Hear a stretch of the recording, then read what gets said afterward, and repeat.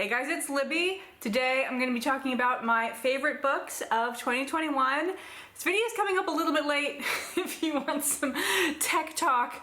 My camera, which is relatively new, seems to have this weird tendency of like, if a video file is getting really long, it just breaks it into two files, which isn't that uncommon. My last camera did that as well. But in this one, the new file is in a different frame rate. It goes from 30 to 25 than the rest of the video. And I can't figure out how to convert the 25 back to the 30. So that's why in some of my more recent videos, like the last 5 minutes, the audio and video don't sync. If you guys have any ideas about how to deal with this, I'd love to hear that.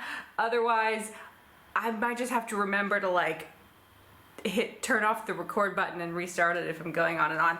I don't think I'm going to be going on and on today though.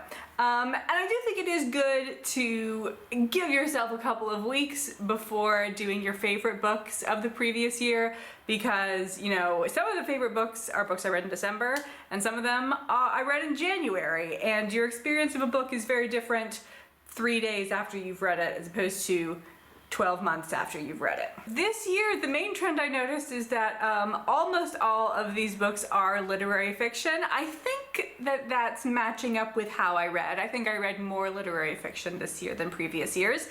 And I don't really have a solid ranking amongst the favorites, so I'm just gonna go through these in the order that I read them.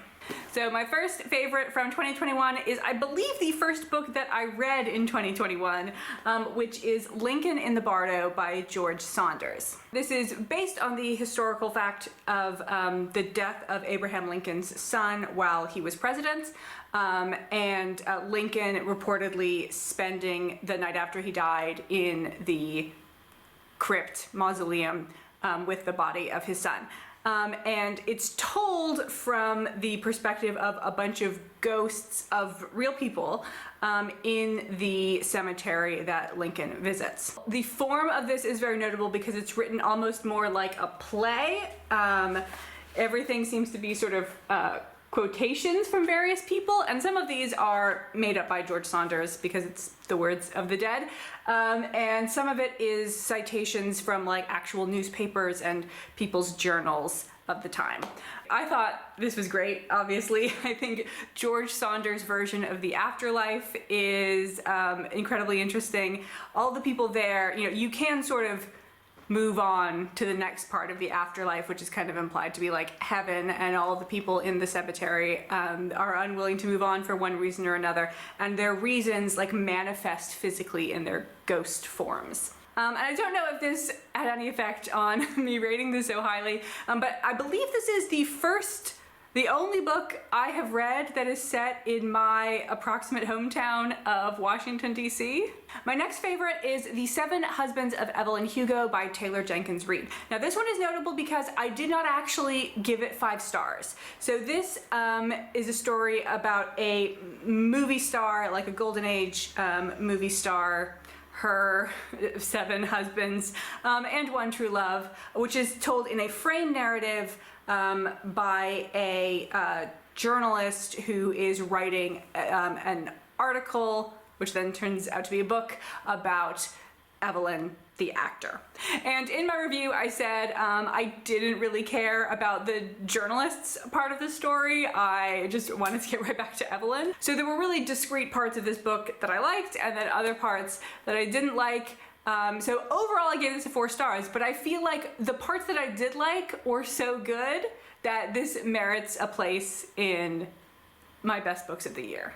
Next one is Normal People by Sally Rooney. This is a literary romance that follows 2 young Irish people from high school through their 20s. I don't think I have anything really particular to say about why I thought this was so great. Just the 2 characters, Connell and Marianne, are like so interesting and complexly drawn, and I just love spending time with them, even when they were being idiots. Next one is some more like slow and thoughtful character study. It is The Remains of the Day by Kazuo Ishiguro. This is a butler in the 1950s takes a road trip and reminisces on his past. And he clearly has very set ways of thinking. And so it takes a while for you to sort of dig through and find the actual person in there, but it was a wonderful excavation to go on. And finally, I'm going to do these last two together. It's the Golden Compass and The Subtle Knife by Philip Pullman. I'm not actually including the third book of the trilogy in here, The Amber Spyglass. I did like that, but I don't think it's best books worthy. Obviously, like, if you read the first two, you will definitely want to read the third one, so I don't know. I just didn't want to put it on my list. So this is like such an incredibly fascinating like fantasy world. You really gotta know your like obscure Christian mythology to really draw everything out of it. So those were my 2021 faves. I do kind of want to read from more genres in 2022. So hopefully we'll see some more genre fiction, but you know, the literary authors are hitting it out of the park, so it's all good, man.